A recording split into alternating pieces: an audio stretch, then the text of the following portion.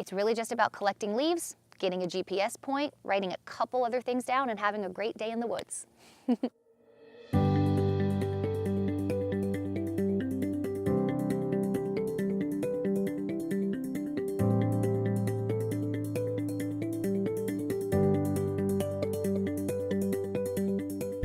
We are here at the Fairfield Osborne Preserve, which is part of Sonoma State's campus, to do the Sudden Oak Death Blitz.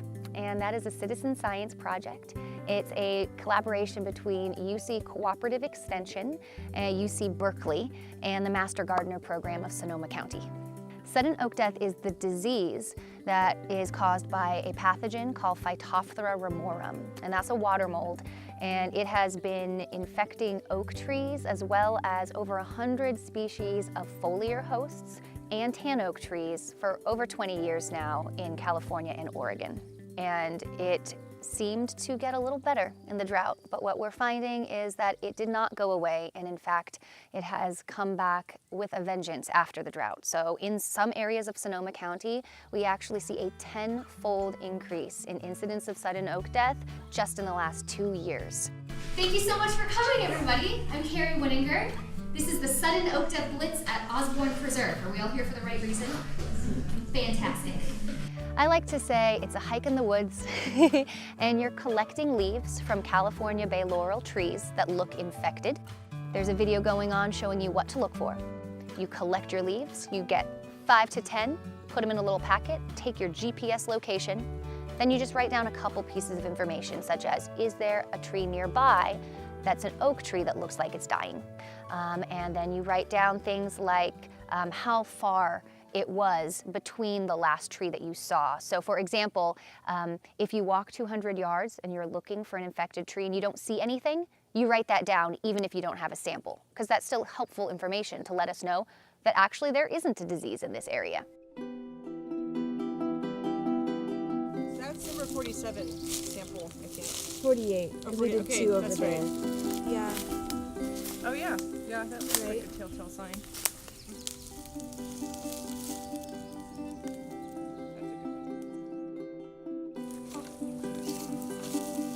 Alrighty, onward. Bay laurel is a common tree found on Fairfield Osborne Preserve, and if you look on some of the leaves, what you're looking for is a classic sign of Phytophthora ramorum, which would be a darkening beneath a dark brown band, and then above that you'll find a yellow haloing mark, and then the rest of it just looks like a normal leaf. So it's pretty hidden. You wouldn't think that anything's wrong unless you know about what you're looking at or looking for. The pathogen looks different on different leaves depending on where it's facing. If the leaf is vertical or horizontal, you will see the signs of the browning on the leaf depending on where the water is going to be pooled or collected.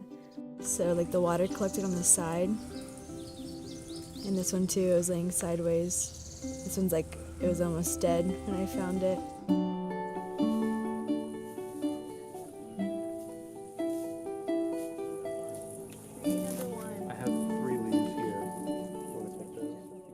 This place really means a lot to me, so I wanted to get more of an in-depth look at, what are we looking at problem-wise with this pathogen on this preserve. You're able to become more aware of the problem when you're actually looking for it. Otherwise, when you're just kind of wandering around here in the woods, you kind of think, oh, it's nature, there's probably nothing wrong with it. You don't really think about any sort of pathogens or anything that might be really taking effect. And when you're out here and you're actually looking for things and you hear of something that might be a problem, that's when it becomes more real, and that's when you are paying more attention to what kind of problems actually exist here in the natural world. One reason this is really important to do today is because we need to make sure people know that this is still a problem. And this data that we get, we could never get without the help of citizens.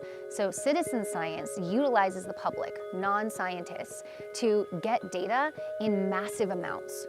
So we have public coming up here, landowners, students, people that are just neighbors nearby, and they may be concerned about oaks on their property. They just might love this preserve, or they may want to help science. And so what they can do is come collect some pretty simple, well laid out data that scientists have come up with protocols for. And they collect that information and then they give it to the scientific community to use. And then scientists get to find out, what do we have and how can we use this? So there's an app called SODMap Mobile that's really easy to get on your phone. And you can literally just push a button and it tells you, where am I standing right now? What is the risk that a tree will have sudden oak death? And it maps that using the data from this blitz. So if we find out today on the preserve that there are X number of trees from this very spot that I'm standing that have sudden oak death, that will help make that app available for the public. It's just about being an active member in your community and then also helping out these things like this today. If we didn't volunteer and do this, then it wouldn't get done, and these trees don't have as much samples sent off and research can't be done as correctly. It's just people need to get involved. You can't expect somebody else to do it. And I feel like that's a lot of people's problems is the bystander effect, where they say, oh, somebody else will do it. No, you can do it. Be that person, be the change you want to be. That's my closing statement. Drop mic. If you use the public, you activate the community to get more information. Another thing is you're actually educating the public. So not just are you getting data, you're getting people to care and be informed and maybe speak up and get more done.